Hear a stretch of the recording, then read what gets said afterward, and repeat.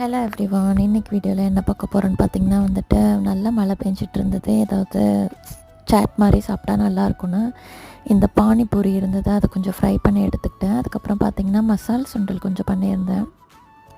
வெங்காயம், இஞ்சி, பூண்டு, தக்காளி எல்லாம் அரைச்சி போட்டு சுண்டல் வேக வச்சு சாம்பார் தூள், மிளகாத்தூள், மல்லித்தூள், அதுக்கப்புறமேட்டு உப்பு எல்லாம் சேர்த்து அந்த சுண்டல் பண்ணியிருந்தேன்.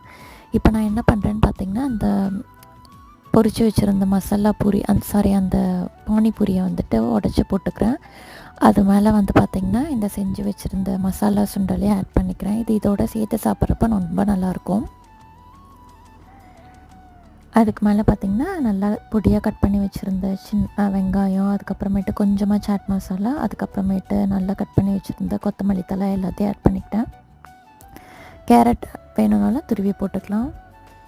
தேங்க்யூ.